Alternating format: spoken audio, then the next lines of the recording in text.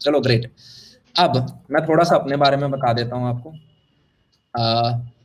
My name is अमन। ठीक है, अभी अभी मैं 23 साल का हुआ हूँ, तो मेरे को 23 अच्छा नहीं लगता, तो तुम मुझे 22 साल का कह सकते हो। आज से 4 साल पहले मैं भी 12th क्लास में था। ठीक है, ओके। तो ज्यादा बुढ़ापे का गैप नहीं हुआ है, जिस सिचुएशन से तुम जा रहे हो उसी से हम भी गए थे, बस तुम्हारा एक पेपर ज्यादा हो रहा है। ठीक है, हमारे टाइम में क्या होता था यार, बोर्ड एग्जाम और जेईई मेंस दोनों के नंबर मिलते थे, तो हमारे साथ भी थोड़े बहुत एक्सपेरिमेंट्स किए थे। ऑल्दो आपको तो कैप्टन अमेरिका ही बना दिया इन्होंने। ठीक है, तो हम क्या करेंगे अब फिर। अब मैं यार बॉर्न इन राजस्थान हूँ, और शुरुआत के 2-3 साल गांव में ही रहा था। और राजस्थान में यार हमारे यही होता है कि या तो आर्मी वगैरह ज्वाइन कर लो या फिर स्पोर्ट्स में करियर बनाओ। इनको हम बहुत रिस्पेक्ट करते हैं, आर्मी और स्पोर्ट्स को। तो जब मैं दिल्ली आया पापा की जॉब की वजह से, तो पापा ने कहा बेटा बताओ कौन सा स्पोर्ट खोलोगे। तो मैंने यार कोई सा स्पोर्ट खेल नहीं रखा, तो मैंने बोला क्रिकेट खेलूंगा। ठीक है, फिर पापा ने कहा बेटा क्रिकेट में तो 11 लोगों की टीम होती है, तो है ना तुम 10 लोगों पे डिपेंडेंट रहोगे। तो ऐसा कर टेनिस खेल, टेनिस वन मैन गेम होता है, अगर तेरे में दम होगा तो निकाल लेगा। मेरे को टेनिस का टी नहीं पता था, मैंने कहा एज यूजुअल ओके पापा। तो पापा ने कहा ठीक है, तो मैंने लॉन टेनिस खेलना स्टार्ट किया। ये मैंने स्टार्ट किया था अपनी 3rd क्लास के अंदर। और मैंने स्कूल भी वही ज्वाइन करा था, मैंने अपना स्कूल बदलवाया था। मैं ऐसे स्कूल में गया था जिस स्कूल के अंदर लॉन टेनिस ग्राउंड हो, जिससे कि मैं ब्रेक वगैरह में प्रैक्टिस कर सकूं। वो पापा होते हैं ना, मम्मी पापा छोटी एज में हर छोटे छोटे चीज को देखते हैं कि ये भी इसे मिले, ये भी मिले। अब लकीली मेरे पेरेंट्स ने मुझे स्पोर्ट्स में डाला, और धीरे धीरे क्या है कि यार ये भी था कि पढ़ाई भी अच्छी चले। तो मेरे पापा का हमेशा यूं था, जिस बच्चे की मैथ्स प्लस इंग्लिश स्ट्रांग है वो बच्चा कुछ भी कर सकता है इस दुनिया में, और ये रियलिटी है।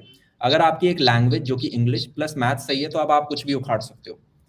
और ये मैंने अपना जो लाइफ का फर्स्ट सेमिनार लिया था, वहां पे भी जो हमारे आगे मेंटर थे उन्होंने हमें बताया था, विच इज अ फैक्ट। तो बचपन से पापा जी ने मैथ्स स्ट्रांग रखी, और 10वीं क्लास तक की तुम्हें मैथ्स पता भी है कैसी होती है। तुम क्लास में हाईएस्ट नंबर ले आते हो, आरडी शर्मा निकाल लेते हो, कर लेते हो कुछ कुछ। ठीक है, तो मैथ्स इंग्लिश दो पे ध्यान रखा। और 7th क्लास में पापा ने कहा चलो बेटा एंट्रेंस टेस्ट दो और डीपीएस वसंत कुंज में आ जाओ। तो मैं डीपीएस वसंत कुंज में आ गया। ठीक है, ये लक्ष्मण पब्लिक स्कूल था, लक्ष्मण पब्लिक स्कूल एलपीएस, और 7th क्लास में मैं डीपीएस वसंत कुंज में आ गया।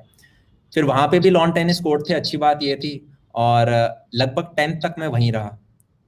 उसके बाद 11th क्लास में किसी ने कहा कि डीपीएस वसंत कुंज से भी अच्छा एक और स्कूल होता है, और वो है डीपीएस आरके पुरम। और उससे भी अच्छी बात ये कि मेरे घर के पास था। तो इसका एक एंट्रेंस टेस्ट होता है 11th क्लास के अंदर। ठीक है, और वो मैंने दिया और वो भी क्लियर हो गया था। तो फिर मैं आ गया डीपीएस आरके पुरम में। और मुझे आरके पुरम एक कारणवश और भी अच्छा लगता था। वो कारण ये था कि 9th क्लास में मैं आपका नेशनल्स खेलने गया था। तो नेशनल्स जब मैं खेलने गया था, इंटर डीपीएस हुआ था। तुम्हें पता है ऑल ओवर इंडिया कितने डीपीएस हैं?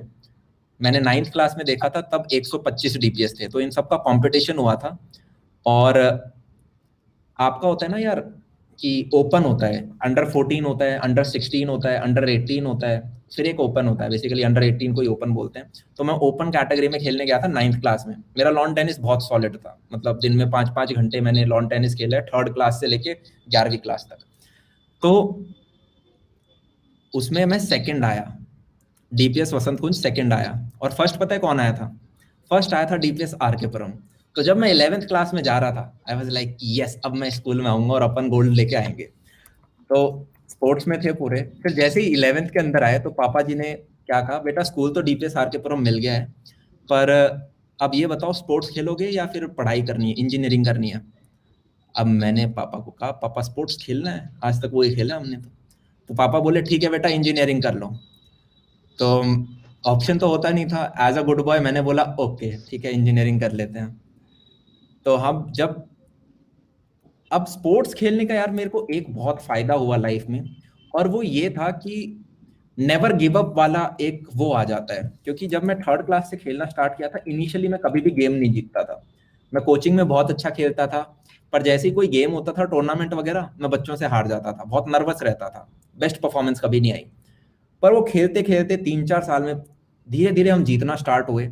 और स्पोर्ट्स आपको नेवर गिव अप स्ट्रैटेजी देता है, नेवर गिव अप, समझ रहे हो? Hunter, tiger, right.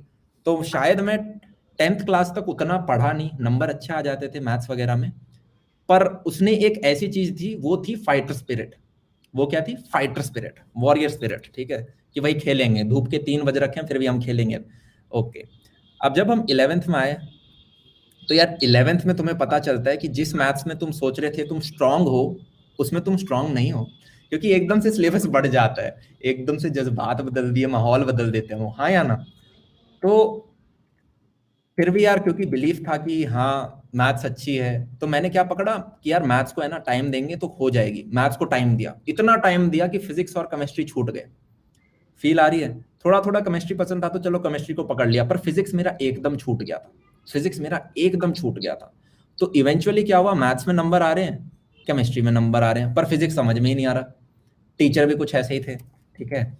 और मेरा ट्रैवलिंग में टाइम जा रहा है, 1-2 घंटे में दूर जाता था कोचिंग में, और फिर वापस आता था, डीटीसी के सारे रूट पता चल गए थे, ठीक है। तो फिर ऐसे करते करते धक्का खाते खाते हम 12th में पहुंचे।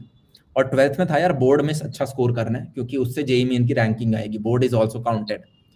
अब मैंने कहा यार क्या करें, तो मैंने एक डिसीजन लिया, कोचिंग इंस्टीट्यूट छोड़ो।